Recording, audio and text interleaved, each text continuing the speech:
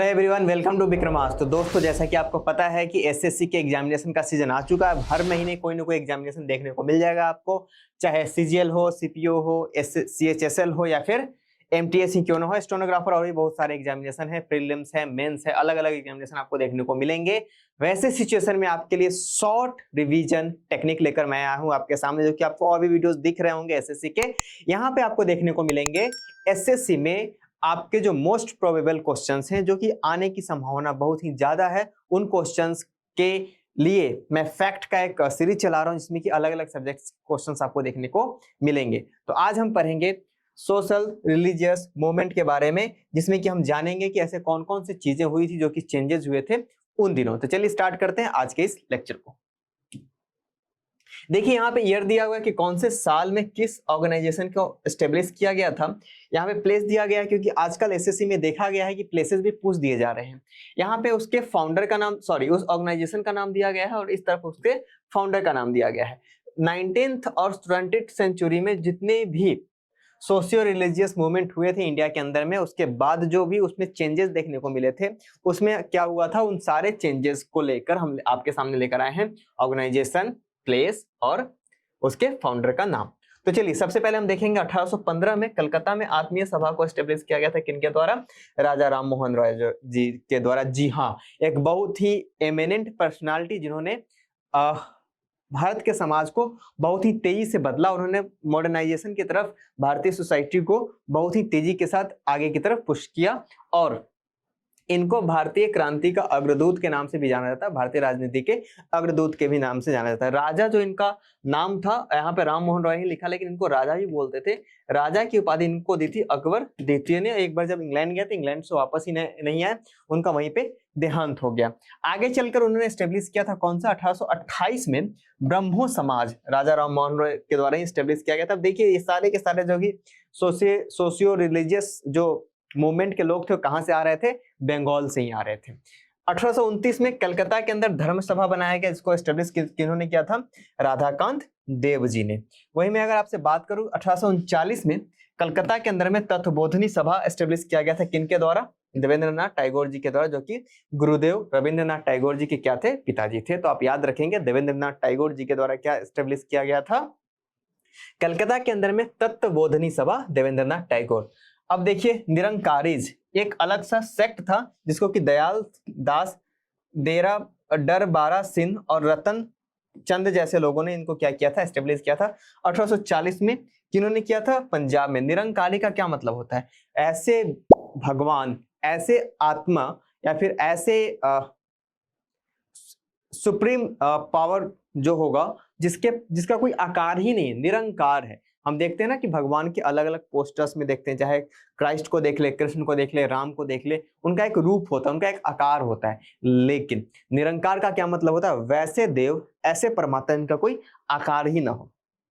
1844 की बात करें तो सूरत में एस्टेब्लिश किया गया था मानव धर्म सभा, जिसको एस्टेब्लिश किया था दुर्गाराम मंचराम ने। वहीं अगर 1849 में परमहंस मंडली को एस्टेब्लिश किया था दौडोबा पांडुरंग ने। कहां पे? बॉम्बे के अंदर में। और कब किया था? 1849 ईस्वी में। 1857 काफी इंपॉर्टेंट समय है ये। 1857 रिवोल्ट का टाइम है, जहां एक और नॉर्थ ईस्ट इंडिया की अगर मैं बात करूं तो वहां पे रिवोल्ट जैसी चीजें हो रही थी। वहीं पे पंजाब में क्या हो रहा था? नामधारीज जैसी ऑर्गेनाइजेशन को एस्टेब्लिश किया गया था। इसको एस्टेब्लिश किया था किन्होंने? राम सिंह ने। राधा स्वामी सत्संग आज भी बहुत बड़ा नाम है, आगरा के अंदर में 1861 ईस्वी में इसको एस्टेब्लिश किया गया था, राधा स्वामी सत्संग को। और इसको किन्होंने एस्टेब्लिश किया था? तुलसी राम जी ने।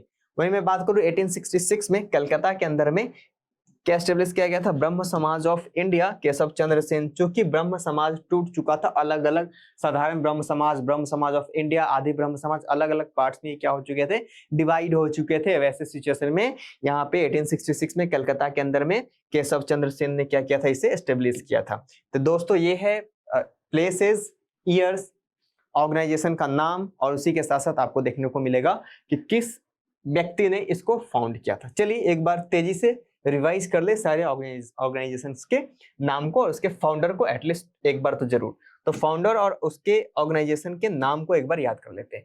आत्मीय सभा की अगर हम बात करें तो इसको किसने एस्टेब्लिश किया था? राजा राम मोहन राय जी ने। वहीं ब्रह्मो समाज की बात करें तो इसको एस्टेब्लिश करने वाले व्यक्ति कौन थे? बिल्कुल फिर वही होंगे, राजा राम मोहन राय ही। धर्म सभा की बात करें तो राधाकांत देव जी ने इसको एस्टेब्लिश किया था। वहीं मैं अगर बात करूं तत्वबोधिनी सभा की तो इसको एस्टेब्लिश किन्होंने किया था? देवेंद्रनाथ टैगोर जी ने इसको एस्टेब्लिश किया था। अब बात करते हैं निरंकारीज की। निरंकारीज को किन्होंने एस्टेब्लिश किया था? दयाल दास, दरबारा सिंह और रतन चंद जैसे लोगों ने इसको एस्टेब्लिश किया था। मानव धर्म सभा इसको एस्टेब्लिश किया था दुर्गाराम मंचाराम ने। वहीं मैं बात करूं परमहंस मंडली की तो इसको एस्टेब्लिश किया था ददोबा पांडुरंग जी ने। और नामधारी को एस्टेब्लिश किया था राम सिंह ने।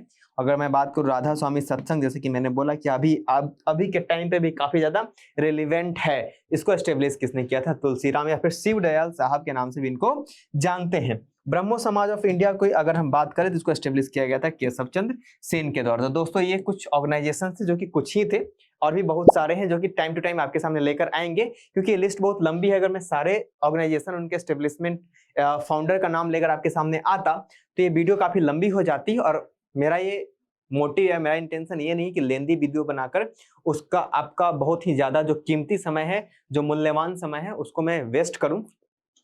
हमारा इंटेंशन ये है कि आपको कम समय में क्रिस्प तरीके से आपको क्या दिया जाए, इंफॉर्मेशन प्रोवाइड किया जाए। आप उसको रिवाइज करें, आप उसको वॉक करते हुए सुने, आप उसको कुछ काम करते हुए सुने, आप उसको ट्रैवलिंग करते हुए सुने, आप जो करते समय, जब आप पढ़ाई नहीं कर पा रहे हैं उस समय आप इसको सुने और आप इसको क्या करें, रिवाइज करें। तो ये था जिसमें कि हमने सोशियो रिलीजियस मूवमेंट को डिस्कस किया आपके सामने। तो आज के लिए फिलहाल इतना ही। अब मिलेंगे नेक्स्ट लेक्चर में, जहां कोई और टॉपिक मैं आपके लिए लेकर आऊंगा आपके सामने एक शॉर्ट वीडियोस के फॉर्मेट में। तो फिलहाल के लिए इतना ही। अब मिलते हैं नेक्स्ट लेक्चर में। Thank you very much.